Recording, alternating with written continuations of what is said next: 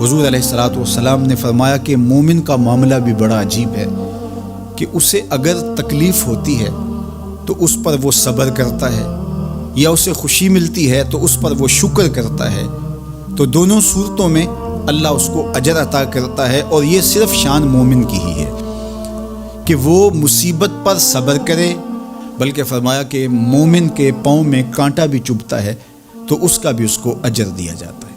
اس کے درجے بلند ہوتے ہیں، اس کے گناہ معاف کر دیے جاتے ہیں، اس کی خطاؤں سے درگزر کر لیا جاتا ہے۔ لیکن یہ مشروط ہے اس تکلیف کو صبر کے ساتھ برداشت کرنے سے۔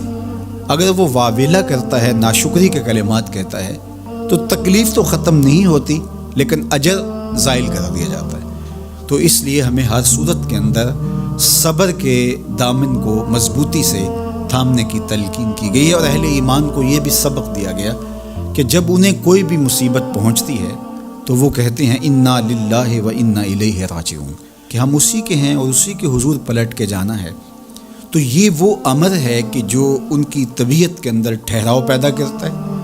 اور ان کی زندگیوں کے اندر اللہ تعالیٰ جل شانہ پر جو یقین ہے اس کا پتہ دیتا ہے۔ اگر مصیبت کو اللہ کی طرف سے سمجھ کے مان کے صبر کیا جائے، اس کو مقدور سمجھا جائے، اس پر واویلا نہ کیا جائے، اللہ کی نافرمانی کا کوئی کلمہ نہ بولا جائے، اپنے عقیدے میں تزلزل نہ آنے دیا جائے، اپنے رویوں کی خوبصورتی کو زائل نہ ہونے دیا جائے، تو اس کا مطلب ہے کہ وہ شخص مومن ہے، اس کا یقین ہے کہ یہ اللہ کی طرف سے ہے۔ تو پھر اس کے یقین کے صلے کے اندر اللہ اس کو پھر ہدایت قلب کا چراغاں نصیب کرتا ہے۔ اور فرمایا واللہ بکل شیء علیم، اور اللہ ہر شے کو جاننے والا ہے، اسے پتہ ہے کہ کسی پر مصیبت نازل کیوں کرنی ہے، اور اس مصیبت سے اس کا امتحان لینا مقصود ہے، اس کے درجوں کو بلند کرنا مقصود ہے، اس کے گناہوں کو معاف کرنا مقصود ہے، اس کو کسی آزمائش میں ڈال کر کے اس کو مزید کندن بنانا مقصود ہے، یا اس کا کیا مقصود ہے، اس کو سزا دینا مقصود ہے، یہ اسے پتہ ہے۔ تمہارا رب تمہاری طرف آنے والی جو تکلیفیں ہیں ان کے اندر ہزارہا پنہا حکمتوں سے واقف ہے۔ یہاں یہ بات بھی سمجھنے کے قابل ہے کہ جو شخص مصیبت کے آنے پر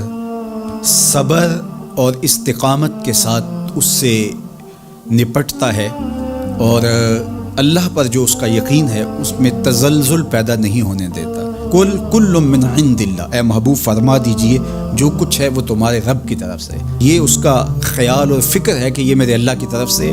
تو پھر اس مصیبت کو ٹالنے والا بھی وہی ہے۔ تو اگر یہ اس کا عقیدہ پختہ تھا تو پھر وہ مالک کی دہلیز چھوڑ کے، مالک کی چوکھٹ چھوڑ کے کسی اور دہلیز پہ نہیں جائے گا، کسی اور چوکھٹ پہ نہیں جائے گا، وہ اس مصیبت کو دور کرنے والا مؤثر حقیقی اللہ کو ہی جانتا ہوگا، اور اسی کے حضور دعائیں کرے گا، التجائیں کرے گا، کسی شرک کا ارتکاب نہیں کر سکتا ہے، اور وہ مالک کی دہلیز سے کبھی روح گردانی نہیں کر سکتا، بلکہ اس تکلیف کے آنے سے وہ اپنے رب کے ساتھ اور زیادہ جڑ جائے گا۔ اور اگر وہ صبر کرے تو یہ اس کا ایک مرتبہ ہے کہ وہ حوصلے کے ساتھ اس تکلیف کو برداشت کرے، اور دوسرا مرتبہ جو اس سے بڑھ کر ہے کہ اس پہ اللہ کی رضا کے سانچے میں اپنے آپ کو ڈھال لے کہ جے سونا میرے دکھ وچ راضی، میں سکھ نو چلے ڈاواں۔ اگر وہ اس بات پہ راضی ہے تو کوئی بات نہیں ہے، میں اس پہ راضی ہوں کہ میرے رب کی یہ رضا ہے۔ تو یہ دونوں چیزوں کا مل جانا، یا دونوں میں سے کسی ایک کا مل جانا، یہ اللہ کی طرف سے اس کو دیا گیا انعام ہے جو اس مشکل حالات میں اس کو حاصل ہوتا ہے۔ اب